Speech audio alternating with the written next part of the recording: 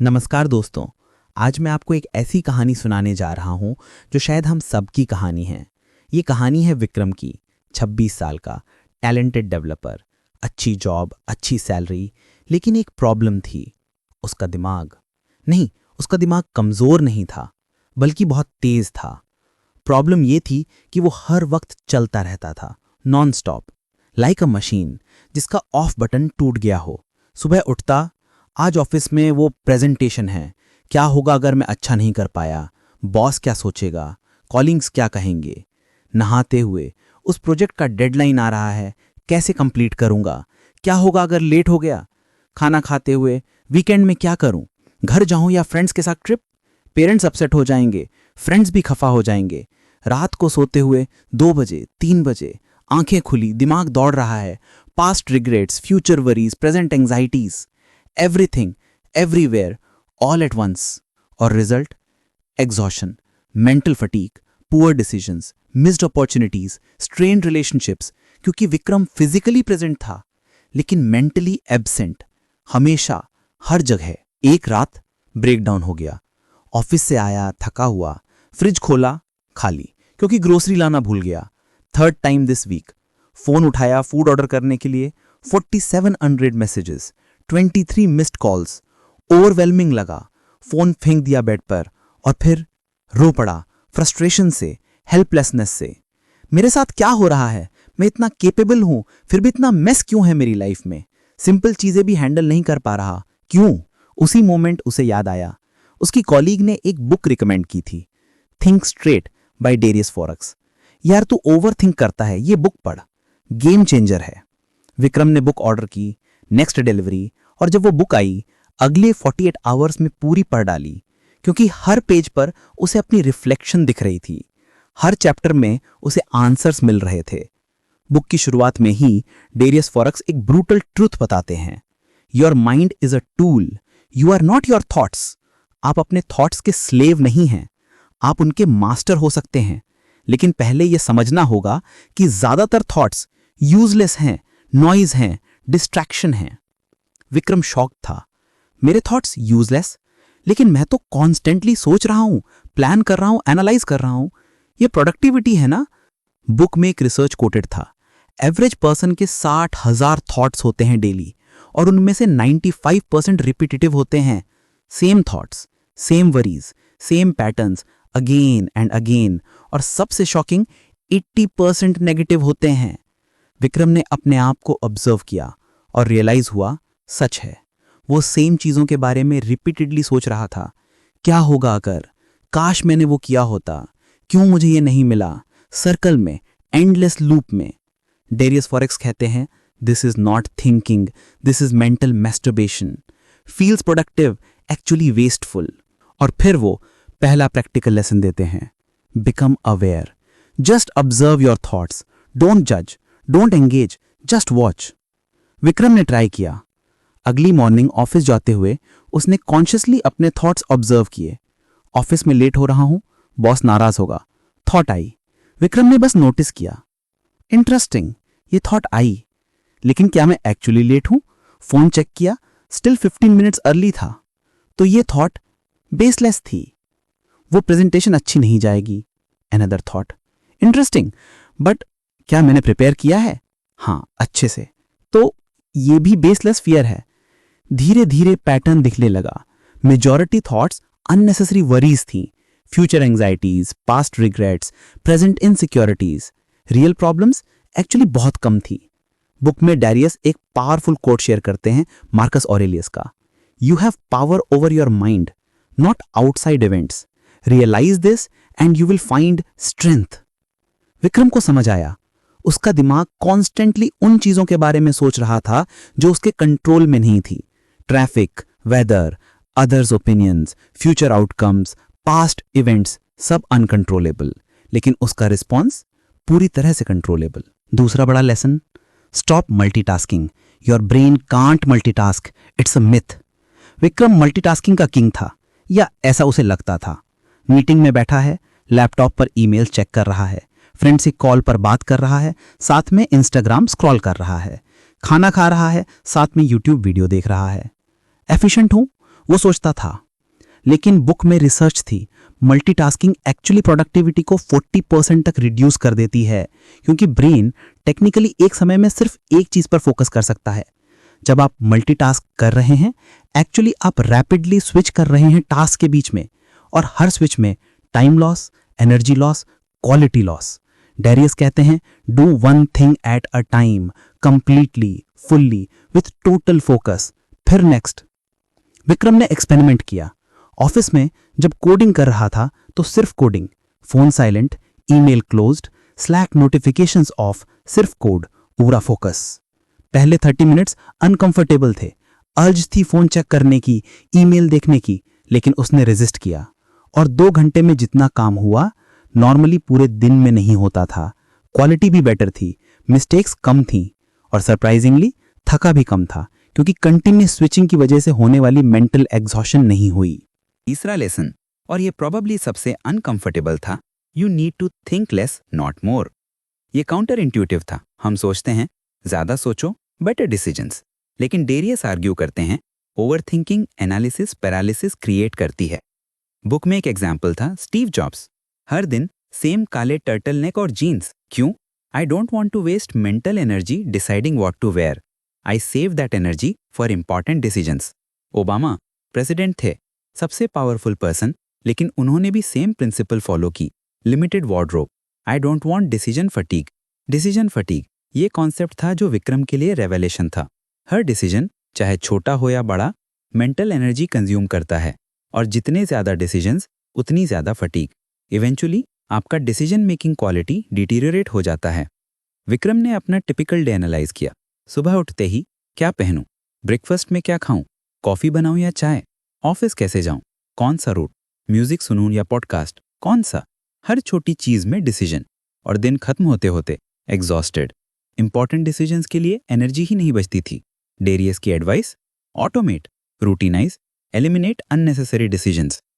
विक्रम ने शुरुआत की, वार्डरोब सिंप्लीफाई की, 5 सिमिलर शर्ट्स, 3 जीन्स, हर डे सेम ब्रेकफास्ट, ओट्स और फ्रूट्स, ऑफिस जाने का route fix, music playlist pre made. छोटी छोटी चीजें, लेकिन कलेक्टिवली ह्यूज इम्पैक्ट। सडनली उसके पास मेंटल बैंडविड्थ थी इंपॉर्टेंट थिंग्स सोचने के लिए, career decisions, relationship priorities, personal growth. चौथा lesson, kill your darlings, let go of bad ideas.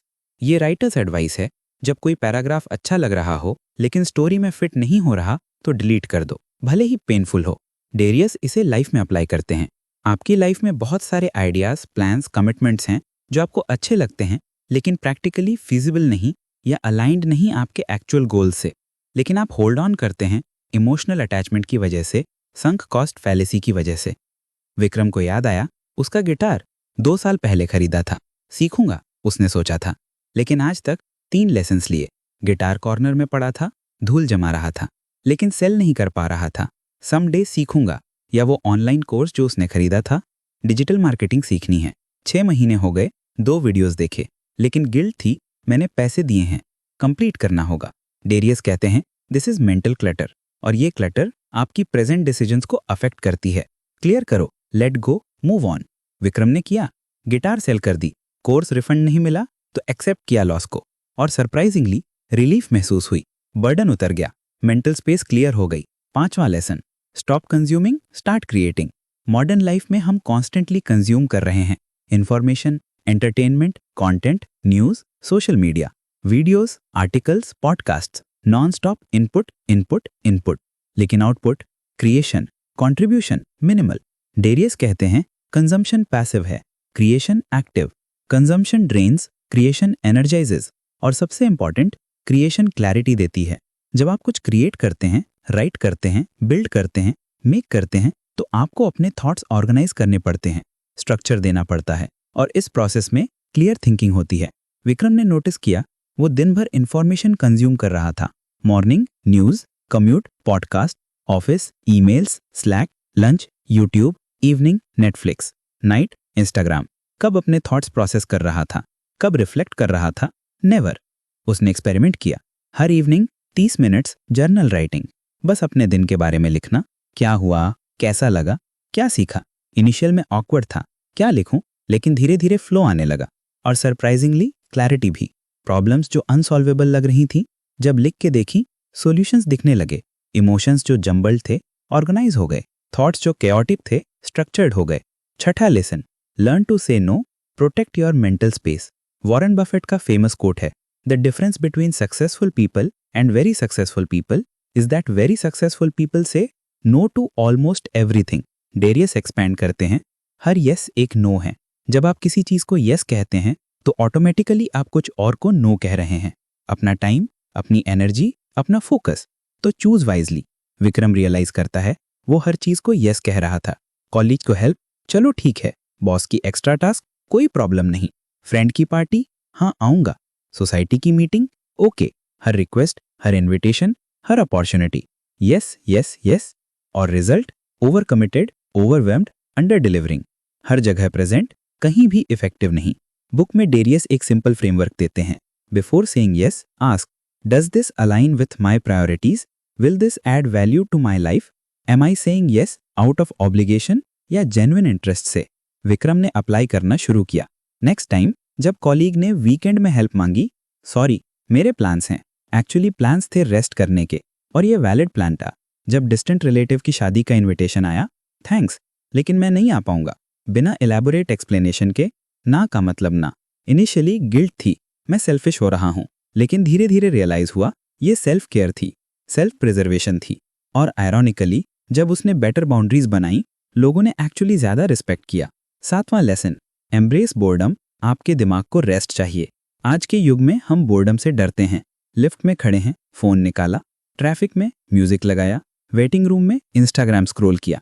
Her second को फिल करना है, स्टिमुलेशन चाहिए कॉन्स्टेंटली। लेकिन डेरियस आर्ग्यू करते हैं बोर्डम नेसेसरी है। आपके ब्रेन को डाउन टाइम चाहिए, प्रोसेसिंग टाइम, इंटीग्रेशन टाइम। जब आप कॉन्स्टेंटली स्टिमुलेटेड रहते हैं तो आपका brain never gets chance to consolidate, to make connections, to generate insights.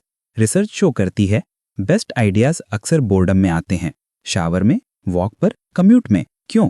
क्योंकि ब्रेन रिलैक्स्ड है, वॉन्डरिंग कर रहा है, और इस वॉन्डरिंग में क्रिएटिविटी। विक्रम ने ट्राई किया मॉर्निंग वॉक, बिना म्यूजिक, बिना पॉडकास्ट, सिर्फ वॉक और अपने थॉट्स। पहले ऑकवर्ड था, लेकिन धीरे धीरे पीसफुल लगने लगा और सरप्राइजिंगली आइडियाज आने लगे। उस प्रोजेक्ट का सॉल्यूशन जो हफ्तों से नहीं मिल रहा था, वॉक में आ गया। उस कॉन्फ्लिक्ट को कैसे हैंडल करें, वॉक में क्लियर हो गया। आठवां lesson, question everything, specially your beliefs. Darius कहते हैं हम सब कुछ बिलीव्स ऑपरेट करते हैं, असम्पशंस, बायसेस, कंडीशनिंग। और ये बिलीव्स हमारी थिंकिंग को शेप करती हैं। लेकिन क्या ये बिलीव्स एक्यूरेट हैं, वैलिड हैं, या बस इनहेरिटेड हैं, आउटडेटेड हैं? विक्रम ने अपनी बिलीव्स एग्जामिन की। मुझे हर टाइम अवेलेबल रहना चाहिए। किसने कहा? क्यों? मुझे सबको खुश रखना चाहिए। पॉसिबल है, नेसेसरी है, सक्सेस का मतलब है ज्यादा पैसा, सच है। और सोसाइटल कंडीशनिंग। जब उसने डीपली एग्जामिन किया, रियलाइज हुआ कि बहुत सारी बिलीव्स एक्चुअली उसकी नहीं थी। सोसाइटी की थी, पेरेंट्स की थी, फ्रेंड्स की थी, मीडिया की थी, लेकिन उसकी शायद नहीं। और जब उसने इन बिलीव्स को चैलेंज किया, क्वेश्चन किया, फ्रीडम मिली। मुझे 24/7 अवेलेबल नहीं रहना है, मुझे सबको खुश नहीं रखना है। सक्सेस मेरी डेफिनेशन है, लिबरेशन था ये। 9वां lesson, focus on process not outcomes. हम ऑब्सेस्ड हैं आउटकम्स से। मुझे प्रमोशन चाहिए, मुझे रिलेशनशिप चाहिए, मुझे फिट होना है। Goals, targets, outcomes. और जब अचीव नहीं होते, फ्रस्ट्रेशन, डिसअपॉइंटमेंट, एंग्जाइटी। डेरियस कहते हैं आउटकम्स आपके कंप्लीट कंट्रोल में नहीं है। बहुत सारे वेरिएबल्स हैं, लेकिन प्रोसेस आपके कंट्रोल में है। तो फोकस करो प्रोसेस पर और आउटकम्स नेचुरली फॉलो करेंगे। विक्रम को प्रमोशन चाहिए था, लेकिन वो कॉन्स्टेंटली वरी कर रहा था, मिलेगा या नहीं, बॉस क्या सोच रहा है, अदर कैंडिडेट्स कैसे परफॉर्म कर रहे हैं, एंग्जाइटी, स्ट्रेस। बुक पढ़ने के बाद शिफ्ट, प्रमोशन मेरे कंट्रोल में नहीं, लेकिन मेरा वर्क क्वालिटी, मेरा डेडिकेशन, मेरा लर्निंग, ये सब मेरे कंट्रोल में है।